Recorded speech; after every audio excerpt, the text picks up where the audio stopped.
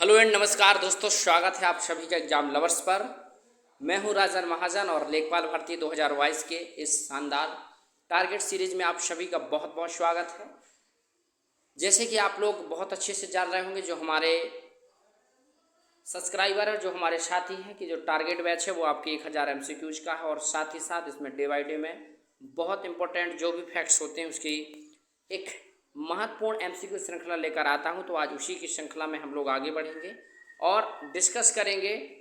साथ ही साथ आप लोग ये समझिए कि आपका इस समय उत्तर प्रदेश सरकार द्वारा यूपी TGT और PGT की जो वैकेंसी है उसका नोटिफिकेशन के साथ साथ ऑनलाइन फॉर्म भी होने लगा है। जो भी साथी लिटरेचर यानी इंग्लिश के स्टूडेंट हैं, इंग्लिश लैंग्वेज के स्टूडेंट हैं, तो वो बहुत बढ़िया से यूपी TGT और PGT की तैयारी कर सकते हैं हमारे प्लेटफॉर्म लिटरेचर लवर्स के साथ, और जिसमें आपको लिटरेचर प्लस ग्रामर के कंबाइंड क्लास मिलेगी। और इस कोर्स के रिगार्डिंग आप यदि कोई इन्फॉर्मेशन चाहते हैं तो दिए हुए नंबर 9125090515 पर कॉल या मैसेज करके कोर्स के रिगार्डिंग इन्फॉर्मेशन प्राप्त कर सकते हैं। तो ये थी हमारे कोर्स के रिगार्डिंग थोड़ी सी इन्फॉर्मेशन। अब चलते हैं हम लोग अब अपने टॉपिक पर। क्वेश्चन आज का फर्स्ट है, बहुत इंपॉर्टेंट प्रश्न, एग्जाम का द मोस्ट इंपॉर्टेंट प्रश्न और जो बार बार आपके एग्जाम में पूछा जाता है। जलियांवाला बाग हत्याकांड कहाँ और कब हुआ था? ये प्रश्न, दो प्रश्न एक साथ इसमें कंबाइंड है। कहाँ यानी स्थान और कब यानी डेट आपको बताना है। तो यहाँ पर फर्स्ट आंसर ऑप्शन ए आपका अमृतसर। याद रखिएगा, अमृतसर पंजाब में ये जलियांवाला बाग हत्याकांड 13 अप्रैल 1919 को वैसाखी के दिन होता है। और इस जलियांवाला बाग हत्याकांड का आप लोग मेरे चैनल पर जा कर के देख सकते हैं। वहाँ पर मैंने इसका पूरा एक डिटेल वीडियो बनाया विद डिटेल इन्फॉर्मेशन, बहुत सारी इमेज के साथ, तो आप लोग जरूर देखिए। ऑप्शन ए इसका राइट आंसर होगा। और ये जो जलियांवाला बाग हत्याकांड के पीछे मेन रीजन था रॉलेट एक्ट का विरोध, और उस विरोध के बाद भारत के दो महत्वपूर्ण क्रांतिकारी डॉक्टर सैफुद्दीन चिश्ती और डॉक्टर सत्यपाल को गिरफ्तार किया जाता है रॉलेट एक्ट के विरोध में। और उसी के लिए लोग इकट्ठे होते हैं अमृतसर यानी पंजाब में, और वहाँ पर जलियांवाला बाग स्थान पर वहीं पर एक घटना होती है 13 अप्रैल 1919। डेट सहित याद रखिएगा। Option A is the right answer. Next question की ओर हम लोग बढ़ेंगे। मिसलेनियस आपके प्रश्न होंगे, आप लोग ये मतलब एक टॉपिक वाइज ना होकर मिसलेनियस है आपके, एक प्रकार से 30 प्रश्नों का एक प्रकार प्रेस्टिज सेट है। क्वेश्चन 2, सांची के स्तूप का निर्माण किस शासक द्वारा कराया गया? सांची आप जानते हैं ये आपका मध्य प्रदेश में पड़ता है, ये एक आंसर। दूसरा, स्तूप यानी बौद्ध धर्म से संबंधित अवशेषों को इकट्ठा करके एक स्तूप बनाया जाता है, और उस स्तूप का निर्माण कराने का जो सांची का स्तूप है काम किसने किया था? ऑप्शन डी यानी अशोक द्वारा। Option D is the right answer. सम्राट अशोक द्वारा इसका इसका निर्माण किया गया। और ये अशोक से संबंधित एक महत्वपूर्ण इन्फॉर्मेशन, तृतीय बौद्ध संगीति अशोक के समय में हुई थी। बौद्ध संगीति बौद्धों का एक प्रकार से अधिवेशन होता था, इसको आप याद रखेंगे। ऑप्शन डी इसका राइट आंसर। भारत का प्रथम गवर्नर जनरल कौन था? देखिए, गवर्नर अलग होता है, गवर्नर जनरल अलग होता है और वायसराय अलग। गवर्नर एक पर्टिकुलर प्रेसिडेंसी का होता था, गवर्नर जनरल आपके कई प्रेसिडेंसियों को मिलाकर बनाए जाते थे, और वायसराय आपका एक ब्रिटिश जो शासन है, ब्रिटिश सरकार है, उसका एक प्रतिनिधि के रूप में काम करता था। यहाँ पर आप देखिए, ये प्रश्न 3 आपके बनते हैं। पहला आपका लॉर्ड विलियम बेंटिक है, ऑप्शन ए इसका राइट आंसर है। और इसी के समय एक और महत्वपूर्ण इन्फॉर्मेशन आप समझेंगे, सती प्रथा का अंत हुआ था। और साथ ही साथ एक तीसरा पॉइंट, पहला पॉइंट तो आपका गवर्नर जनरल पहले लॉर्ड विलियम बेंटिक, दूसरा आपका सती प्रथा का अंत, और तीसरा आपका फिल्ट्रेशन थ्योरी यानी अधोमुखी निस्यंदन सिद्धांत। ये 3 आपके बहुत महत्वपूर्ण चीज़ें हैं गवर्नर जनरल प्रथम लॉर्ड विलियम बेंटिक के समय से। ऑप्शन ए इसका राइट आंसर होगा। क्वेश्चन आपका 4, ओणम भारत के किस राज्य का प्रसिद्ध त्यौहार है? अलग अलग स्टेट के अपने अपने महत्वपूर्ण फेस्टिवल होते हैं, और उस फेस्टिवल में से ओणम एक बहुत महत्वपूर्ण है, और ये आपका केरल में। ऑप्शन ए आप याद रखिएगा, केरल में आपका ओणम जो राष्ट्रीय पर्व है, एक प्रकार से जैसे भारत के राष्ट्रीय पर्व नहीं, एक त्यौहार, राष्ट्रीय पर्व अलग चीज़ होती है। 15 अगस्त, 26 जनवरी और 2 अक्टूबर होता है, इसको आप याद रखिएगा। ओणम आपका केरल से है। केरल आपका साइलेंट वैली आपके, और साथ ही साथ मोहिनी अट्टम है ना, ये आपके शास्त्रीय नृत्य थे। ऑप्शन ए इसका राइट। वायुमंडलीय दाब को मापने का पैमाना क्या होता है? आपका जो वायुमंडल है, एटमॉस्फेयर प्रेशर, उसको मापने का एक पैमाना होता है और उस पैमाने को हम लोग बोलते हैं बैरोमीटर। याद रखिएगा, बैरोमीटर आपका वायुमंडलीय दाब मापने का एक पैमाना होता है और इसी के माध्यम से हम लोग बता सकते हैं कि अब हमारा जो इन्वायरमेंट है यानी साफ़ होने वाला है, बारिश कब होगी और साथ ही साथ क्लाउडी मानसून कब आएंगे। ये सब चीज़ें बैरोमीटर के द्वारा हम लोग समझ सकते हैं। विश्व का सबसे बड़ा नदी द्वीप किस राज्य में है? नदी द्वीप यानी नदियों में बहुत सारे जो अवशेष, जो अवक्षेप के माध्यम से मिट्टी इकट्ठा हुई, रेत इकट्ठा हुई, उसने ये क्या किया, आइलैंड बना लिया और वो सबसे बड़ा दुनिया का आइलैंड भारत में स्थित है और वो आपके असम में माजुली नदी, माजुली द्वीप है आपका, इसका नाम माजुली है और ये असम में आपके स्थित है। ऑप्शन ए इसका राइट आंसर। किस स्थान पर सिंधु घाटी सभ्यता का बंदरगाह मिला? सिंधु घाटी सभ्यता, जिसको हम लोग कांस्य युगीन सभ्यता बोलते हैं और हड़प्पा सभ्यता के नाम से बोली जाती है, ये भारत और पाकिस्तान में डेवलप हुई है।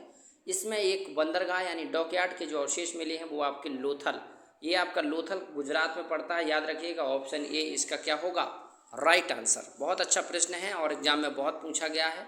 अभी आपकी प्रीवियस जो पीसीएस के एग्जाम था उससे भी रिलेटेड एक प्रश्न इससे संबंधित था। क्वेश्चन आपका 8, रक्त का थक्का बनाने में इनमें से कौन सा अवयव मदद करता है? ब्लड आपका जो होता है एक प्रकार से तरल संयोजी एक यूतक है और उसको क्या करना, उसका जो थक्का बनाना है उसको जमाने का काम करने वाला एक तत्व होता है, एक अवयव होता है, उसको बोलते हैं विटामिन डी, फिलोक्विनोन इसका नाम है, वैज्ञानिक नाम। ये यानी रेटिनॉल, डी कैल्सीफेरॉल और फॉलिक एसिड आपका आयरन से संबंधित है, ये आपके बी कम्प्लेक्स में आता है। ऑप्शन सी इसका क्या होगा, राइट आंसर। क्वेश्चन आपका 9, निम्नलिखित विटामिनों में से किस में कोबाल्ट होता है? कोबाल्ट एक धातु का नाम है, आप बहुत अच्छे से जानते होंगे। और कोबाल्ट किस में पाया जाता है? ये विटामिन बी कम्प्लेक्स के B12 में पाया जाता है, जिसको बोला जाता है साइनोकोबालेमिन, इसी में कोबाल्ट पाया जाता है आपका। और कोबाल्ट से यदि दूसरी इन्फॉर्मेशन लें तो ये आपके कैंसर के उपचार में महत्वपूर्ण होता है। ऑप्शन डी इसका राइट आंसर होगा, साइनोकोबालेमिन इसका वैज्ञानिक नाम है। क्वेश्चन आपका 10, उस विटामिन का नाम बताइए जो किसी भी मांसाहारी भोजन में नहीं मिलता। ये द मोस्ट इम्पॉर्टेंट प्रश्न है आपका। और ये विटामिन आपके कोई भी होंगे, ये मांस से आपके और चीज़ों से मिल जाएंगे, लेकिन मात्र आपका विटामिन सी एक ऐसा है जो सिर्फ और सिर्फ आपके फलों से मिलेगा और ये आपको कहीं से प्राप्त नहीं होता। ऑप्शन बी इसका राइट आंसर होगा, सी यानी कैल्सीफेरॉल और सी यानी एस्कॉर्बिक एसिड और सी से आपका जो रोग होता है वो उसको बोलते हैं स्कर्वी रोग, याद रखिएगा। क्वेश्चन आपका 11, कैंसर अस्थि मज्जा के कौन से भाग को प्रभावित करता है? तो आप याद रखिएगा, जो आपका कैंसर है वो आपके अस्थि मज्जा के ल्यूकेमिया भाग को, याद रखिएगा ऑप्शन सी, ल्यूकेमिया एक ब्लड कैंसर जिसको बोला जाता है हिंदी में, तो उसी को ये प्रभावित करता है। एस्टिग्मेटिज्म एक बीमारी है, देखिए ये प्रश्न आपका आया हुआ है और ये आँख से संबंधित बीमारी, याद रखिएगा। एस्टिग्मेटिज्म ऑप्शन ए आपकी आँख यानी आँख में आपकी जो बीमारी होती है उसको हम लोग साइंटिफिक रूप में एस्टिग्मेटिज्म बोलते हैं। और साथ ही साथ नाइट ब्लाइंडनेस, रतौंधी जिसको बोलते हैं, मोतियाबिंद, ये सभी आँख की बीमारी है। जेरोप्थेल्मिया ये सब आँख से संबंधित है। विटामिन ए की कमी से आपकी आँख की बीमारी डेवलप हो जाती है। नेक्स्ट क्वेश्चन देखेंगे, क्वेश्चन 13, निम्नलिखित में से किस रोग का संबंध गंभीर रूप से सोच और याददाश्त के खोने से है? आपने एक बीमारी सुनी होगी, उसका नाम है अल्जाइमर। ये मस्तिष्क से रिलेटेड एक बीमारी होती है और इससे आपकी क्या होती है, जो सोचने की क्षमता है वो बहुत प्रभावित होती है। इसको बोलते हैं अल्जाइमर। एक बीमारी ऐसे ही होती है आपकी क्या, मेनिंजाइटिस, है ना। तो आप याद रखिएगा, रोग का संबंध गंभीर रूप से सोच और याददाश्त पर होता है, अल्जाइमर। ऑप्शन बी इसका राइट आंसर होगा। क्वेश्चन आपका 14, बहुत बढ़िया प्रश्न है और ये आपकी बीमारी से रिलेटेड है। मिनीमाता रोग किससे संबंधित है? तो सबसे पहले तो मिनीमाता एक जापान में स्थान है और वहीं पर फर्स्ट टाइम रोग देखा गया था और इसी रोग के नाम से उसका नाम रखा गया है। और साथ ही साथ ये आपका निकेल, पारा, सीसा और फ्लोरीन, तो ऑप्शन ए आप देखिएगा, पारा में मिनीमाटा रोग आपके पारा की ज़्यादा मात्रा प्राप्त होने की वजह से होता है। Option A is the right. Next देखें क्वेश्चन 15, एपिडर्मिक रोग किससे संबंधित है? आपने डर्म यानी त्वचा के बारे में पढ़ा होगा। डर्म की अध्ययन करने वाली शाखा को डर्मोलॉजी बोलते हैं। और अब डर्म की 3 लेयर होती है, एपिडर्मिक, एंडोडर्म और एक्सोडर्म। तो ये जो डर्म है एपी यानी एक्स्ट्रा ऊपर की है, और आपकी जो त्वचा है स्किन आप जो देख पा रहे हैं वो आपकी एपिडर्म कहलाती है। और ये कहाँ से संबंधित होगी? सीधा सीधा आंसर है आपकी एपिडर्मिक जो समस्या है वो स्किन यानी त्वचा से। D is the right answer. Next देखेंगे क्वेश्चन 16। निम्नलिखित में से कौन सा युग्म सही सुमेलित नहीं? आप जानते हैं कि एग्जाम में आपके युग्म का एक प्रश्न 101% आता है, और ये युग्म तभी आप क्लियर कर पाएंगे जब आपके ओवरऑल 4 ऑप्शन में से कम 2 से ज़्यादा आप आंसर चल रहे हो। तो बुक्सा आपका राष्ट्रीय पार्क, और बिहार आपका राज्य से संबंधित है, दम्फा मिजोरम, नमेरी असम, और नामदफा अरुणाचल प्रदेश। तो आप याद रखिएगा, जो आपका नमेरी है वो असम सही है, नामदफा अरुणाचल प्रदेश सही है, दफा और नामदफा ये आपके बुक्सा आपका जो सही है वो बिहार है, लेकिन नामदफा आपका और दफा आपके कहाँ पर? अरुणाचल प्रदेश में। इसलिए बी इसका क्या होगा? रॉन्ग आंसर, यानी सुमेलित नहीं। और ऐसे देखा जाए तो ये आपका राइट आंसर होगा। 17 प्रश्न देखेंगे। मूंगे के संरक्षण के लिए भारत सरकार ने निम्नलिखित में से किसे समुद्री पार्क? मूंगा आप जानते हैं चट्टानें होती हैं और बहुत बड़ी चट्टानों के रूप में आप देखते हैं। कोरल रीफ आपने नाम सुना होगा, और साथ ही साथ ये आपकी ऑस्ट्रेलिया में मूंगे की चट्टान बहुत ज़्यादा मात्रा में होती हैं, भारत में भी पाई जाती हैं, और आपके मन्नार की खाड़ी में मूंगे की चट्टान की मात्रा ज़्यादा होने की वजह से वहाँ पर एक मरीन नेशनल पार्क डेवलप किया गया। बी इसका क्या होगा? Right answer. महाभाष्य के लेखक कौन है? ये मिसलेनियस प्रश्न है, आप लोग एक एक प्रश्न को इम्पोर्टेंट समझिए। और महाभाष्य के लेखक के आंसर आप बताएंगे क्या होगा? पतंजलि। महाभाष्य यानी भाष्यकार थे पतंजलि, और इनके द्वारा इसको लिखा गया था। संस्कृत जो लोग पढ़े होंगे वो जानते हैं, वार्तिकाकार, भाष्यकार, टीकाकार, ये सभी अलग अलग राइटर होते हैं, और इनमें से थे एक महर्षि पतंजलि जिनके द्वारा महाभाष्य लिखा गया। नेक्स्ट देखेंगे कौन सा? मौर्य सम्राट जैन धर्म ग्रहण करके श्रवण बेलगोला चला गया। पहले तो आप लोग देखेंगे श्रवण बेलगोला, ये आपके कर्नाटक में स्थित है। अब मौर्य सम्राट की बात की जाए और जैन धर्म, देखिए कितने 3 पॉइंट इसमें बनते हैं। जैन धर्म इसमें लगभग 24 तीर्थंकर हुए हैं, उसके आगे कोई नहीं हुए, और 24 में तीर्थंकर महावीर स्वामी थे। मौर्य सम्राट इसकी बात की जाए तो ये आपके चंद्रगुप्त मौर्य थे। आप याद रखिएगा, ऑप्शन ए इसका राइट आंसर होगा। और श्रवण बेलगोला कर्नाटक में जाकर के वो जैन धर्म ग्रहण करते हैं। और बात के जितने भी मौर्य सम्राट हुए उन्होंने सबने बौद्ध धर्म को आश्रय दिया और बौद्ध धर्म का विकास किया। ऑप्शन ए इसका राइट आंसर होगा। भगवान बुद्ध को ज्ञान की प्राप्ति किस स्थान पर हुआ था? तो आप जानते हैं बुद्ध यानी महावीर स्वामी के बाद बौद्ध धर्म एक बड़ा बौद्ध धर्म हुआ, और भगवान बुद्ध के द्वारा बौद्ध धर्म का प्रचार पूरी दुनिया में किया गया। आज जानते हैं आप बौद्ध धर्म बहुत डेवलप है, और साथ ही साथ बौद्ध धर्म का जो विकास या संस्थापक जिनको कह सकते हैं तो वो महात्मा बुद्ध थे। इनके जीवन में 4 अवस्थाएं होती हैं: महाभिनिष्क्रमण, ज्ञान प्राप्ति, उसके बाद प्रथम धर्म चक्र परिवर्तन और महापरिनिर्वाण। ये 4 अवस्थाएं होती हैं। उनमें से एक दूसरी अवस्था है ज्ञान की प्राप्ति। तो एक ज्ञान की प्राप्ति उनको बोध गया में हुई थी, और प्रथम उपदेश उन्होंने अपना सारनाथ में दिया था। याद रखिएगा, ये प्रश्न उसी से रिलेटेड है। ऑप्शन डी इसका राइट आंसर होगा। ये वैसे तो ये 4 स्थान बौद्ध धर्म से है। सारनाथ आपका धमेक स्तूप है। श्रावस्ती में सबसे ज़्यादा महात्मा बुद्ध ने अपने उपदेश दिए। सांची में उनका एक स्तूप है जिसको मैंने अभी आपको पहले चर्चा की, जिसको अशोक ने बनवाया था। डी बोध गया। बनारस आपका सारनाथ जिसको हम लोग बोलते हैं, आज वो बनारस एक जिला होता था उसको अब वाराणसी बोलते हैं। बोध गया ये आपके बिहार में पड़ता है। नेक्स्ट देखेंगे 21 प्रश्न। भारत पाकिस्तान के बीच की सीमा रेखा कौन सी है? तो आपका इंडिया और पाकिस्तान ये जो देश एक समय एक हुआ करते थे, 1947 में अलग हुए, उसके बाद इनकी सीमा का निर्धारण हुआ। डूरंड रेडक्लिफ द्वारा इसका निर्धारित किया गया, और ये रेडक्लिफ फिर इसके बाद भारत की एक महत्वपूर्ण रेखा बनी। और रेडक्लिफ कहाँ पर है? आप ऑप्शन देखेंगे, ऑप्शन ए। मोस्टली रेडक्लिफ को हम लोग मानते हैं। वैसे तो भारत और अफगानिस्तान अब हो गया डूरंड रेखा, और वैसे हम लोग पाकिस्तान नहीं मानते हैं, लेकिन एग्जाम में कभी पूछ ले तो मोस्टली आपका रेडक्लिफ ही होगा, भारत पाकिस्तान, है ना। ऑप्शन ए राइट है आपका। 22 प्रश्न। ISRO Indian space research organisation, option D इसका फुल फॉर्म है, लेकिन ये तो सीधी सी बात है, आप 4 ऑप्शन पढ़ लीजिए। स्पेस में जो आज भारत ने बहुत बड़ा जो मुकाम हासिल किया है, इसमें इसरो की बहुत बड़ी भूमिका थी। 15 अगस्त 1969 की इसकी स्थापना होती है। एस सोमनाथ वर्तमान में इसके 10वें अध्यक्ष हैं, और इसका हेडक्वार्टर आपके बेंगलोर में है ना। याद रखिएगा, कर्नाटक बेंगलोर। इसरो का पूर्ण नाम डी ऑप्शन राइट। नेक्स्ट देखेंगे क्वेश्चन आपका 23वां प्रश्न आपका उत्तर प्रदेश का पूर्वी देशांतरी भाग। तो आप इसका आंसर सभी लोग बताइएगा 23वें प्रश्न का। मैं इसका आंसर जो लोग भी हमारे स्टूडेंट हैं देख करके 23वें प्रश्न का आंसर आप लोगों के लिए एक होमवर्क है, इसका आप राइट आंसर बताइएगा। इस आंसर का कल मैं अपने वीडियो में चर्चा करूंगा। 23वां प्रश्न मैं आपको एक प्रकार से होमवर्क के लिए देता हूँ। 24 प्रश्न देखेंगे उत्तर प्रदेश में काकोरी षड्यंत्र कांड कब हुआ था। काकोरी ट्रेन एक्सीडेंट कहा जाता है जिसको 9 अगस्त 1925 को एक घटना हुई थी और ये आपके उत्तर प्रदेश के काकोरी, ये आपका लखनऊ के पास में एक रेलवे स्टेशन पड़ता है, वहीं पर ट्रेन की डकैती की गई थी और ये समय था 9 अगस्त 1925।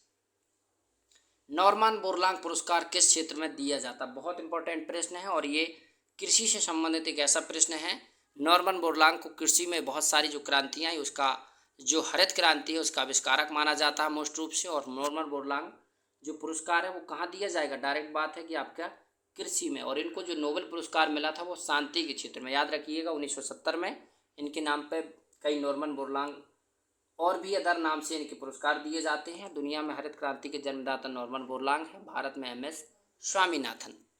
क्वेश्चन आपका 26 अर्थशास्त्र के क्षेत्र में नोबेल पुरस्कार किस वर्ष से प्रदान किए जा रहे हैं। तो देखिए अर्थशास्त्र आपका जब आपको 1901 से नोबेल पुरस्कार देने की शुरुआत होती है तो उस समय आपका सिर्फ और सिर्फ क्या था, 5 चीज़ें थीं, फिजिक्स, केमिस्ट्री, इसके बाद मेडिसन, पीस और लिटरेचर, PCM PL इसको बोल सकते हैं। इसके बाद फिर आपका PLE लास्ट में 1969 में आपका C ऑप्शन राइट होगा, तब से आपके प्रदान किए जा रहे हैं। यदि एक प्रश्न आए कि कब घोषणा की गई तो 1968 में और देने की शुरुआत हो गई 1969 से, C इसका राइट आंसर होगा। ऑपरेशन फ्लड कार्यक्रम का प्रारंभ कब हुआ। ऑपरेशन फ्लड सीधा समझिए आप, दुग्ध क्रांति the milkman of India doctor Verghese Kurien द्वारा इसकी शुरुआत की गई 1970 में। ऑप्शन बी इसका राइट आंसर होगा। जो आपके आणंद गुजरात में अमूल जो सहकारी संघवाद का एक बहुत बड़ा उदाहरण है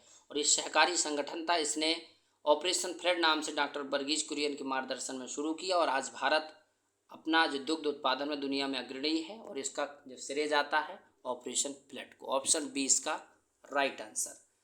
भारतीय मानक समय निर्धारित होता है, 28वां प्रश्न है, आप बताइएगा।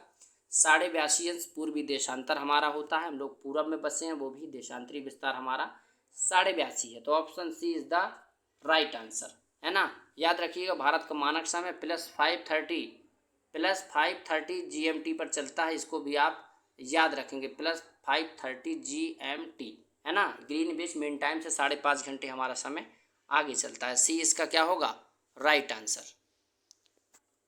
29वां प्रश्न, हिमाचल प्रदेश में स्थित दर्रा कौन सा है। तो आप सिपकीला, जोजिला, नाथुला और चेपलेला। सिपकीला हिमाचल प्रदेश का ये दर्रा है और ये आपके जोजिला जम्मू कश्मीर, नाथुला सिक्किम और जेलेपला ये भी आपका जम्मू कश्मीर में है। तो आपका ये इसका क्या होगा, राइट आंसर। लास्ट आज का प्रश्न है, पालघाट दर्रा निम्नलिखित में से किन 2 राज्यों को जोड़ता है। ये दर्रे का प्रश्न है। पासेस ऑफ इंडिया आप चैनल पर जाकर के दे सकते हैं, प्लेलिस्ट में डला हुआ है आपका और बहुत सारे ट्रिक के साथ मैंने इसको बताया था। इसका राइट आंसर होगा केरल और तमिलनाडु के बीच आपका पालघाट है और वैसे आपका भोरघाट ये दर्रा है जो ये आपके मुंबई में है। और ये पाल नाम से यदि आप आए तो कन्फ्यूज नहीं होंगे, केरल और तमिलनाडु, ला शब्द पकड़ लीजिए, केरल और तमिल दोनों आपके मैच कर जाएंगे और राइट आंसर हो जाएगा ऑप्शन ए। तो ये थे आपके आज के महत्वपूर्ण टॉप 30 MCQs जो कि आपके 1000 MCQ की श्रृंखला है। आप लोगों के लिए बेहतर इन्फॉर्मेशन TGT PGT इंग्लिश 2022 का एक शानदार बैच चल रहा है। इस समय वैकेंसी भी आई हुई है, आपसे एक बेहतर इन्फॉर्मेशन और बेहतर जानकारी और साथ ही साथ अपनी एक सीट सुनिश्चित करने के लिए आज ही ज्वाइन करें हमारे कोर्स लिटरेचर लवर्स यूट्यूब पर जाकर के हमारी एक क्लास आप देख सकते हैं। दिए हुए नंबर 9125090515 पर आप कॉल या मैसेज के माध्यम से कोर्स के रिगार्डिंग इन्फॉर्मेशन प्राप्त कर सकते हैं। बहुत ही सस्ते और सरल, साथ ही साथ एक शानदार तरीके से हमारे यहाँ क्लासेस होती हैं और पिछला जो बैच था उससे हमारे यहाँ टॉपर्स हुए थे। आप क्लासेस का वीडियो जाके चैनल पर देख लीजिए, लिटरेचर लवर्स पर। ये थी एक महत्वपूर्ण information. Thank you all of you. Exam lovers में जुड़ने के लिए आप सबका बहुत बहुत धन्यवाद। फिर मिलेंगे नेक्स्ट ऐसे ही महत्वपूर्ण सेशन के साथ। तब तक रखिए अपना ख्याल। और कमेंट करके ज़रूर बताइए कि कैसा है MCQ सीरीज आपका, और साथ ही साथ आप चैनल पर नए हैं तो चैनल को सब्सक्राइब जरूर कीजिए। Thank you.